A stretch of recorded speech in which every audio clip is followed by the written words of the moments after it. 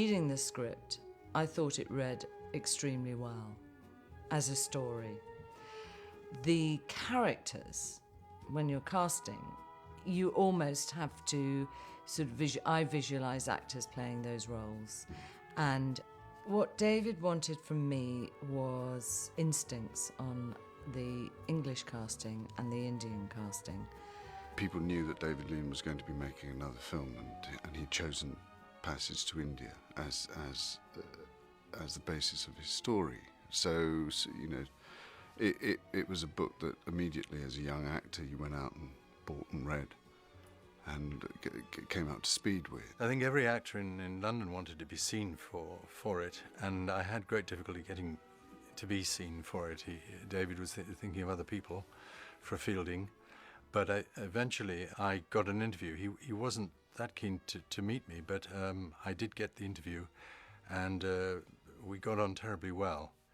And almost there and then, I think he wanted to have me. I was asked to go and meet him, and he said, sit down, and he said, what have you been doing? And I said, I've been doing The Jewel in the Crown. He said, good. Was that good? I said, yes, it's good. It's good fun. He said, come here, have a look. And then marched me out onto his balcony at the Berkeley Hotel and sort of said, this is a great view, isn't it? It's so lovely. He said, I always stay in this suite. It's a lovely suite, lovely suite. He said, do you want some tea? Maybe you probably don't have any time. Listen, have a script and read it. Let us know. What do you think? All right, good. Nice to meet you. Off I went, read the script. I got told I had the part, and off I went. I get a call from my agent saying, would you go and have a cup of tea with David Lean in the Berkeley Hotel? And I turned up, and I'd read the script, which I thought was fantastic, and I went up to his suite and met his wife, Sandy, and David said, did you write the script, old boy? And I said, I thought it was great. He said, would you like to play Ronnie? And I said, yes, please. Marvellous, he said. Have a cup of tea. And that was the audition. He more or less, luckily, agreed with my instincts and was thrilled that I brought to him actors that he didn't know necessarily. They weren't necessarily film actors. Peggy Ashcroft, for instance, we'd been working with for 18 months on Jewel in the Crown, and I could not see anyone else playing that role. Madam, this is a mosque. You have no right here. You should have taken off your shoes. But I have taken off my shoes. I left them outside. It was a very interesting moment when we shot that, because Peggy Ashcroft had sprained her ankle, and we didn't think she'd be able to walk. She was pushed down a wheelchair, great ceremony and everything else. But she didn't really like being told how to play her part. I mean, she was Mrs. Moore, and there wasn't any buts about it. We couldn't have cast anybody else, and that was it. And she just wouldn't be told anything by anybody. So she just got out of the chair and did her part absolutely beautifully. And there you go, she got an Oscar for it. Cucumber. My dear, life rarely gives us what we want at the moment we consider appropriate.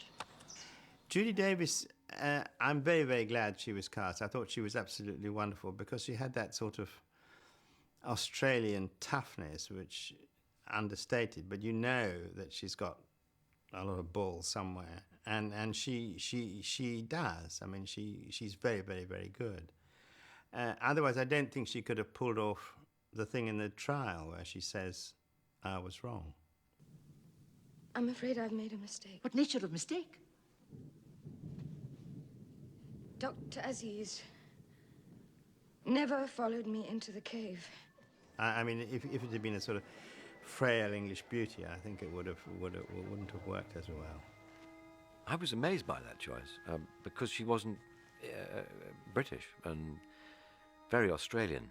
I'd never really worked with anyone quite like her, actually. And she's not, I mean, basically she's not easygoing. I mean, she gets herself, under the skin of the part and becomes quite tricky to herself more than anybody else. And I think David found her quite tricky here and there. However, she is a fabulous actress. I'm sorry to have been so difficult. Oh, I shouldn't worry. It's partly to do with this country and the odd surroundings. Do you mean that my bothers are to do with India? Funny thing was, they both got nominated. Judy got nominated for an Oscar. Not bad, really. And I think Peggy won one. So, he did him pretty proud, I thought. Ah, Godberley. We didn't realize you were here. The sun will soon be driving us all into the shade, and I was enjoying the water. Alec Guinness was devoted to David, but had this sort of slightly rocky road with him and in his interpretation of the part. And I think, in retrospect, if you were making the film now, you would never cast a white person to play an Indian person because it just wouldn't be accepted, I don't think. It was, I mean, everybody tried to persuade David not to have Alec for this part. But he said, listen, I'm an old man, I want my friends around me. I think he needed somebody he could really rely on to do the stuff. Well, he always seemed to want Alec Guinness in every film he made, and even though they never really got along that well. And before Alec turned up, he turned up quite a few months after we started shooting, and David said to me one night, I think Alec's arriving, so I'd like you to look after him, because I can't possibly talk to him. I just don't want to know about this a minute.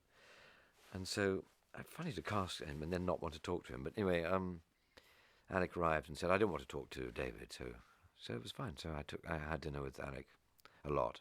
But they sort of really admired each other and they sort of loved each other. They'd done so many films together, and they very frequently had crossnesses. But it was never really very serious, and they really loved each other. I mean, Alec left A Bridge on the River Kwai without saying goodbye to David. And they didn't speak for another, I don't know how many years, until he did Lawrence of Arabia. Alec was always going to do a David Lean picture if he was asked. There was no question of that. Peggy and Art and I thought it was rather strange. We were doing a film in India, and we had a British gentleman playing an Indian when everyone else was Indian. And I remember Alec coming down. I was having breakfast, and Alec came down and said, good morning. I said, good morning. He said, I had a terrible night last night. I wrote a letter to David, and I was going to be on the next flight home, but I chickened out, and he stayed, but he wasn't happy. I think Alec refused to do some dance at the end of the film, which drove David pretty insane, and they didn't talk for a long time afterwards. Alec just said, I just can't dance. He said, I shouldn't be dressed up as an Indian anyway, and he wants me to dance, and I can't do it. But, there you go. I thought it was fine. I thought his performance was extraordinary in a funny way. It sort of kind of works for me, because Godberley is, in my opinion, doesn't really exist. He's something that's come out of thin air, really. Look! I am Douglas Fairbanks! Victor Banerjee was somebody that was suggested to us by Satyajit Ray, and David took a long time to make up his mind about him. David gave Victor quite a hard time, I think, because he didn't feel he was Indian enough, which wasn't very helpful, I don't think. I think David was wanting a sort of a bit of. It seemed he was trying to sort of encourage him to be more stereotypical in a sense, and I think it was a huge part. I think Victor had quite a hard time in some ways. There was always a debate going on, and Victor was very, very strong about holding on to his character and what he wanted from the character, and to play Dr. Aziz with passion and integrity and righteousness. David, on the other hand, just probably wanted him just to say the freaking lines, It was that clash of two different schools. You had the old school of acting, and you had this modern naturalistic acting that wanted to break through, and a lot of us wanted to do that. But as young actors, you've got to take stuff seriously here. You're going to be asked to deliver. You're looking around and there's Dame Peggy Ashcroft, and, you know, Alec Guinness, you know, so you're on top of your game. And watching them, you realise, oh, I see, this is the kind of game. It really is that sort of concentrated and focused and thought through, and it was just a delight. I think the whole cast were just wonderful, and I had mindfully made sure that any actor that came out to India really wanted to go to India. And I told David that. And he was thrilled. I said, you're not having anybody there that we wouldn't want at a party. And that's what you wanted from a great company of actors.